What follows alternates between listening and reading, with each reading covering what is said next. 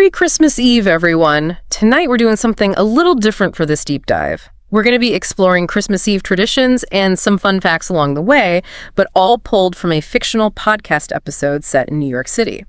So get cozy, grab your hot cocoa, and settle in as we explore the Christmas spirit with Liam and Emma. I love that you chose a fictional podcast as source material. It really adds a layer of warmth and personality to our exploration of Christmas. It's fascinating how even a made-up story can tap into those universal feelings of joy and nostalgia we associate with Christmas. Oh, absolutely. And our fictional hosts for this deep dive, Liam and Emma, they waste no time getting into the Christmas spirit. They start off by sharing their favorite Christmas memories. Liam's is all about trying to catch Santa Claus on camera when he was a kid. I mean, who hasn't tried that, right? I remember setting up traps with my brother, convinced we'd get photographic proof of Santa. That's a great example of how those seemingly simple stories resonate so deeply. You know, that shared experience of childhood wonder and excitement that connects us, especially during the holidays. It's not just about believing in Santa, it's about the anticipation, the family rituals, all the magic we create around this time of year. Yeah, and then Emma chimes in with her own childhood memory. She accidentally unwrapped all of her presents before Christmas. She thought she was helping her mom wrap gifts for other people. Hold on, she unwrapped all of her presents. Every single one. It's such a relatable story because it speaks to that childlike eagerness and impatience we all experience around the holidays.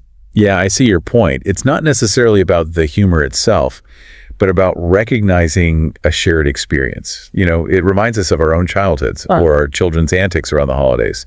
Exactly. And that's what Liam and Emma do so well. They create this sense of shared experience and connection with their listeners, which is particularly poignant during the holidays. But being the dedicated podcasters, they don't just reminisce. They decide to sprinkle in some fun, festive English phrases for their audience. What did you think about this approach? I thought it was very clever how they wove language learning into the narrative. It feels very organic and engaging rather than a forced lesson.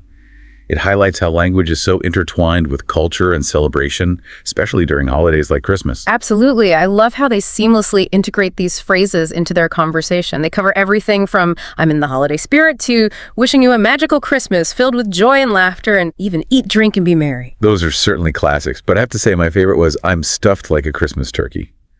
It's so evocative and humorous. It instantly conjures up that image of everyone gathered around the table, happily full after a delicious Christmas feast. Do you have a favorite from their list? "I'm stuffed like a Christmas turkey" definitely wins for me too. It's just so vivid. Anyway, after their language interlude, the story shifts to Christmas morning, where Liam and Emma decide to explore a bustling holiday market in Manhattan. Now, this is where the source material truly shines. They paint such a vivid picture with sensory details, the twinkling lights, the colorful decorations, the sound of laughter and chatter, the aroma of roasted chestnuts and hot cocoa. You can practically feel yourself transported into the heart of the market. It sounds magical. They even describe stumbling upon a stall selling beautiful handmade ornaments. Apparently, they're both drawn to the unique quality of each piece. It's like they represent something more than just decorations. That's a great observation. I think their fascination with the handmade ornaments reflects a larger trend we're seeing today. A shift towards valuing authenticity and craftsmanship, especially during the holidays. In a world of mass-produced goods, these handmade items represent a personal touch, a connection to the maker, a story behind the object. You're right. It's like they embody a different kind of Christmas spirit, one that's less about commercialism and more about thoughtfulness and appreciation for the unique. It's interesting how, even within a fictional narrative, these subtle details can spark deeper conversations about cultural trends. Precisely. It's these little details that elevate the story beyond simple entertainment and make it a springboard for reflection. And speaking of reflection, while browsing the ornament stall, Liam, ever the curious one, asks the vendor for a bit of Christmas trivia. And what a piece of trivia it is. Did you know that the largest snowflake ever recorded was 15 inches wide? That's bigger than a dinner plate. That's unbelievable. I had no idea snowflakes could get that big. I'm picturing this giant snowflake slowly drifting down, blanketing everything in a thick layer of snow. It's almost like a scene from a fairy tale. It does sound magical, doesn't it? But it also raises some interesting questions. What kind of atmospheric conditions would need to exist for a snowflake to reach that size? Is that a common occurrence, or was it a complete anomaly? This seemingly simple trivia fact opens up a whole world of scientific inquiry. You're right. It makes you realize that even something as seemingly mundane as a snowflake can hold mysteries and wonders. It's like a tiny, intricate puzzle created by nature. Maybe we should do a whole deep dive on the science of snowflakes sometime. I'd be up for that. Now, where were we? Yes, back at the holiday market with Liam and Emma.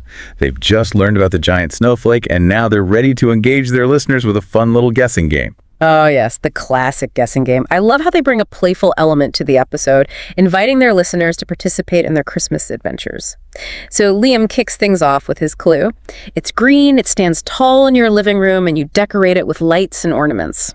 Oh, and this one is a no-brainer. A Christmas tree, of course. That iconic symbol of the holiday season. Instantly recognizable even without all the festive embellishments. Exactly. Then Emma jumps in with her clue. It's red and white, shaped like a hook, and tastes sweet. I bet you can already guess this one, too. It has to be a candy cane. That peppermint sweetness, a hallmark of Christmas treats. And the iconic shape is instantly recognizable. You got it. They wrap up the game with one final clue. It jingles, it's shiny, and helps Santa's sleigh fly. What could it be? Jingle bells, of course. Those iconic sounds are synonymous with Santa's sleigh and the magic of Christmas Eve. Spot on. Now, as their day progresses, the scene shifts to Emma's apartment, where they're getting ready for a delicious Christmas dinner. But before they dig in, they decide to share some common Christmas food vocabulary with their listeners. It's another clever way to blend entertainment with education, making language learning fun and accessible. Right.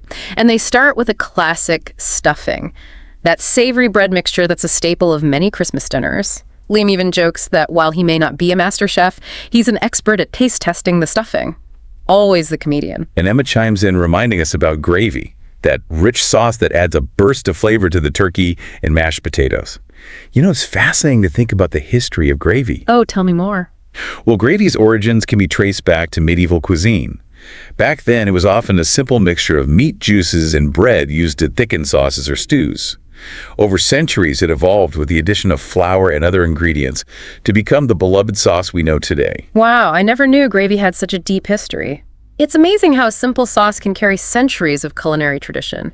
What other culinary delights do they discuss? Well, they move on to cranberry sauce, that sweet and tangy condiment that adds a burst of flavor to the Christmas feast. Cranberry sauce is another dish with interesting origins. Native Americans were the first to use cranberries, both for culinary and medicinal purposes.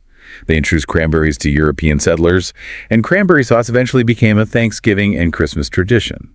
That's fascinating. It's incredible how food can connect us to history and different cultures, especially during holidays like Christmas. What about dessert? Surely they can't forget about dessert. Of course not. They wouldn't dream of skipping dessert. They talk about two classic treats, fruitcake and gingerbread cookies. Fruitcake has a surprisingly long history dating back to Roman times when it was considered a luxury food due to the expensive ingredients like dried fruits, nuts, and spices.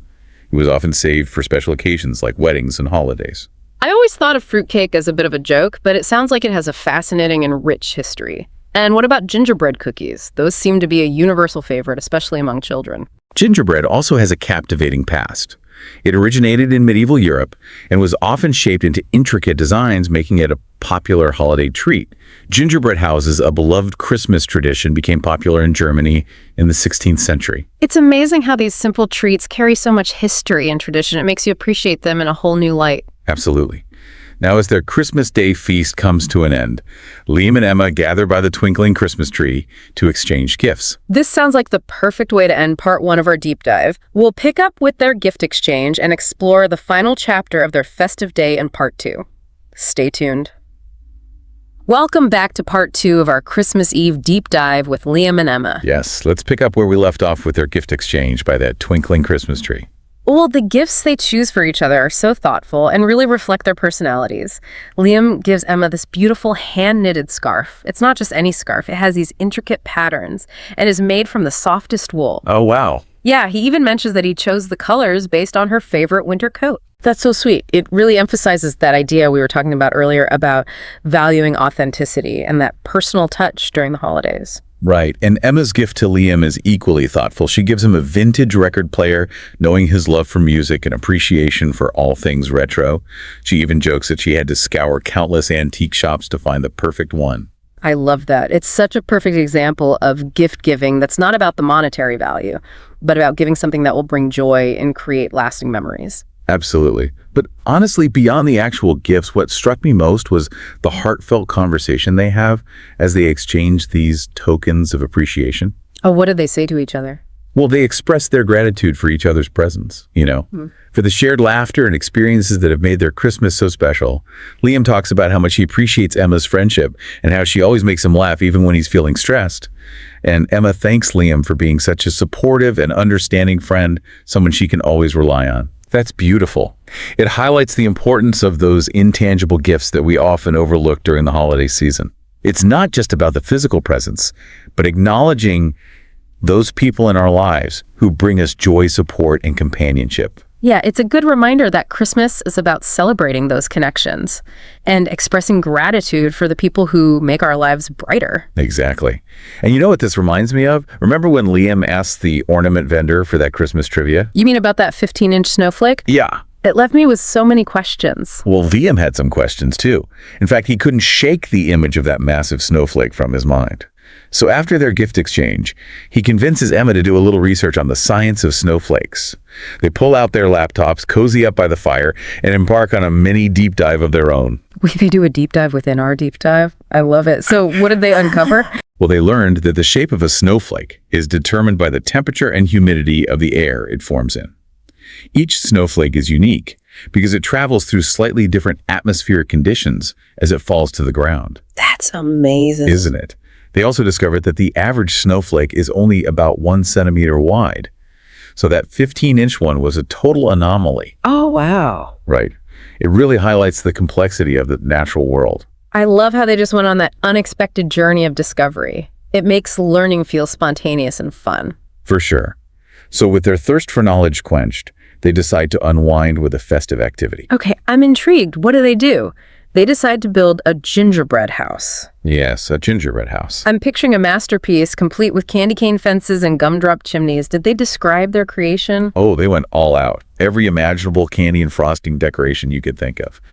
They even had a little gingerbread family living inside. Oh, that's so cute. Liam, being Liam, makes a few jokes about the structural integrity of their sugary abode. Oh, I bet. I can only imagine the sugar rush. Did they do anything else besides build a gingerbread house? Well, as they're putting the finishing touches on their masterpiece, they start talking about Christmas carols. Oh, I love Christmas carols. Do they mention any favorites? Liam says he's partial to White Christmas because it reminds him of snowy days with his family. And Emma prefers O Holy Night for its spirituality. It's amazing how certain carols can be so personal, like a soundtrack to our holiday experiences. Absolutely. And as their Christmas Eve comes to a close, Liam and Emma take some time to reflect. Oh, and on what? The true meaning of Christmas.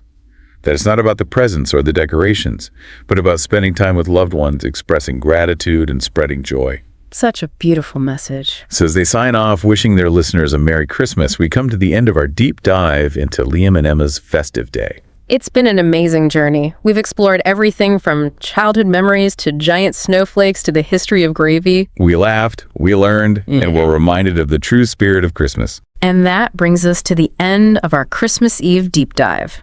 We hope you enjoyed this exploration and that it brought some holiday cheer to your day. From all of us in the deep dive, we wish you a very Merry Christmas and a Happy New Year.